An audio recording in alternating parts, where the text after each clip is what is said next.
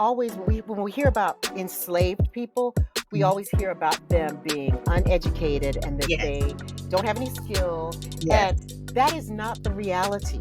Mhm. Here you have enslaved people who actually rose up and were able Mhm. to defeat Mhm. major armies. Mhm. And Mhm. so we need to understand that history. And so if you Mhm. are a person who has children, it's important that you find out what is your child's school School. teaching. Is Yeah. your child's school teaching them this? Do they understand this? Are they? And this ties into America too, Mhm. because when we think about like the 1800s and we think about slavery and the revolution going on in Haiti, and then we have slaves in America and France, and enlightenment, all these different things going on. It really ties into not just world history, but also as Americans we need to understand this as well. Mhm. What's happening is you ended up having this complex, or the system, and Mhm. around it you had the board members of the school, and they actually physically lived in their own houses with farms, and they were around the school, and the children actually tended the land of the board members. And this is where they work. So not only did they work in this reform The school, but facility itself. yeah, Yeah. in the facility, they worked on in other places. So this is very similar to at the time when they had a lot of the black men who were in prison, who were actually being loaned out to places. And so it was kind of a parallel system with the children and with the adults. Yeah. And so the children, and they weren't paid for this. Right. They were out there working from sun up to sundown. And one of the stories that I heard, and this was firsthand. When I say stories, I'm not talking about fiction. I'm talking about firsthand accounts. Uh, this man mentioned that before they would beat you, this man would the overseer would say, "Dig your hole." So the hole, and I'm thinking, are they going to kill this child and bury the child there? That's not what it Mhm. was for. It was a hole so they could stick their genitalia in. The males could stick their genitalia in so they could lay on the ground, and their backs could be completely exposed so they could just be beaten, beaten, beaten. And the person who said, he said he was beaten so badly he could not get up. He had to crawl. He could not physically get up to walk. He said that he saw many children beaten to within an inch of their lives. Yeah. And a lot of children ended up dying. Yeah. And he said Most children of would them. just disappear sometimes. They didn't even Mhm. know that the Mhm. children, whether they were dead or alive, they would just disappear and no one would ever, And I say anything. and I think this is interesting because of the atrocious history. Number one, I'm surprised that, we haven't heard of this on a more massive scale. Obviously, that's what we're here for, to kind of root these things out and bring it to the attention of our listeners and our followers. Right. And yeah, I mean, the level of abuse that occurred, I'm just shocked that, we don't really hear about this, Right. because, like you said, the school is still operating. So one of the things that happened, so that, these children were sentenced to this reform school where there was no rehabilitation going on, and there was no education going Keisha on. Gordon. To the The timeline. the Pullman porters, the Pullman porters, on one hand, when Pullman started the company, he was it was very discriminatory, because what he wanted to do is he wanted to give average, everyday people an experience that made them feel like they were superior. So he wanted everyday average people to feel like upper class citizens. And so how did he do this? By getting these porters who could provide anything that the writers needed. For example, they would make up their beds, they would provide drinks, they would entertain children, they would shine shoes, they would carry luggage, they would do all of these things, and they were a mere bell ring away. Hmm. And who did he hire for this? He only hired Black, Southern men. And he also quoted, someone said, well, why do you only hire Black Southern men? And he even acknowledged that due to slavery, that Black Southern men were already acclimated and they were accustomed to being subservient, and they knew how to please.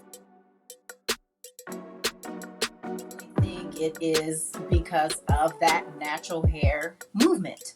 And for some of you who may not know, there really was a period of time, there has been a period of time where a substantial number of Black women have intentionally decided that, hey, I am going to learn to love what grows out of my head naturally, and I'm going to learn how to maintain it and how to manage it. And so I think we're talking about race today, folks. Absolutely, race. We're talking about the concept of race. And, when we start to think about the concept of race, and some folks will say, well, Nicki Kimmie, what do you mean when you say that it has had the most profound impact on America?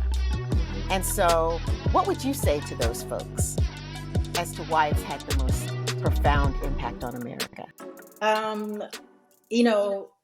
Race was created by Europeans, okay, back in toward the end of the 17th century and 18th centuries.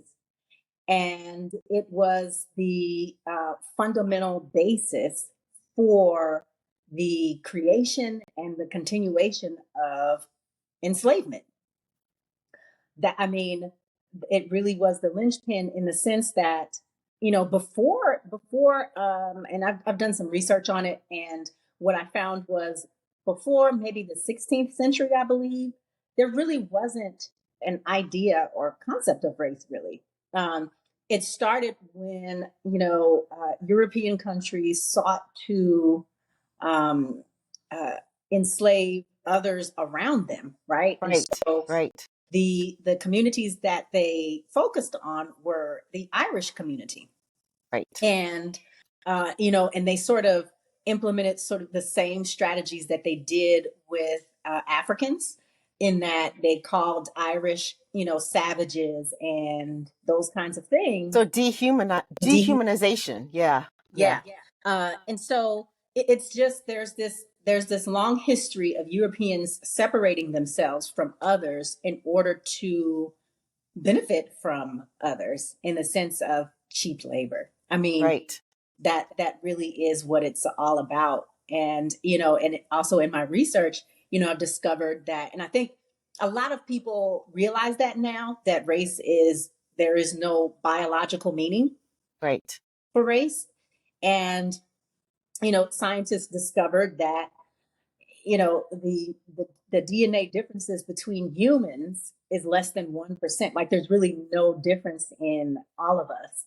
Right. When you look at our DNA and the biology of it all. And it really means nothing. It really was for purposes of validating enslavement and validating the need to continue to build wealth off of not cheap labor, but no pay labor. Right.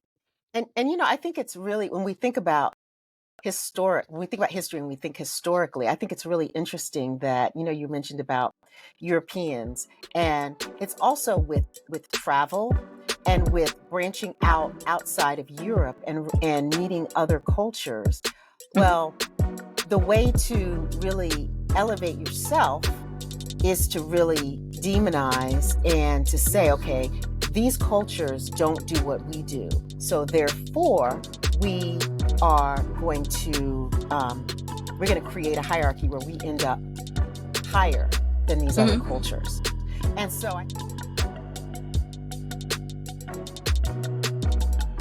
the Nazis did not believe that the United States went far enough. But in some of the reading, there were some quotes that talked about how they said, okay, they didn't go far enough. However, blacks were already oppressed and they were poor. So therefore, they believed that what the United States did in terms of the Jim Crow laws, they said, okay, well, that's okay, and putting in all these prohibitions. But their question was, well, we have all of these citizens who are of Jewish descent. How can we remove them? How can we remove them from our society when they have, for example, the persons who are of Jewish descent, they weren't poor and they weren't already necessarily oppressed in the same way that blacks were in the United States.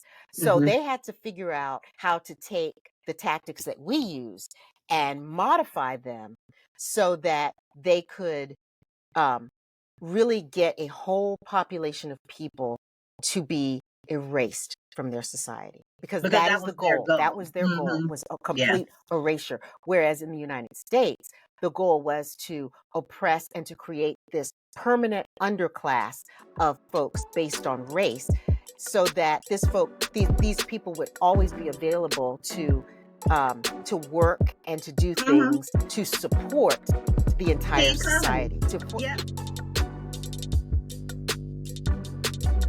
Once again, I think that it's important for us to be an educated, informed, voting citizen.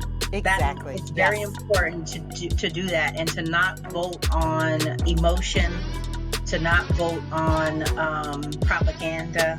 Right. Right. And to be very vigilant in encouraging the continued learning, the continued prevalence of our past and our history, so that it's not repeated. Yeah. And it's very important. We're in an election season now, or an election year, and it's important that you get out and vote. I mean, to me, that's my call to action. Like it is critical. It is critical. And what I tell people, in particular young folks, because there are a lot of young people that will tell me, and that have told me, well, my vote doesn't count anyway, so I'm just not gonna participate, right? But we have seen in the last elections where a small number of votes, that's what tipped the scales. Especially with our electoral college system. A small number of votes by a group of people within a state tipped the balance, got those electoral votes counted towards one specific person. And it makes a huge difference. If you do not vote, then you have absolutely nothing to complain about. Let's go ahead and say bye to the folks. This was a good episode. As usual, comment on the post. Let us know of any other topics that you think we should be talking about, and that the general public should be made aware of. All of that stuff. Yeah, absolutely. So continue to do that. And don't forget to like and subscribe. I really would love to see our subscription, our number of subscribers increase. I would love to see that, because I feel like I am just enjoying this process so much, and I would love for other people to just be able to see our enjoyment, and to hear and see what we're doing and what we're about. So please encourage your friends to check our podcast out. Please share us on social media. Really love that, because we, want to. And remember, when you subscribe, you get notified when our episodes drop too. So so go ahead and hit that subscribe button. Subscribe. Okay, Nicki, well, it's been real. All right, Kimmie. And until next week, bye. Bye.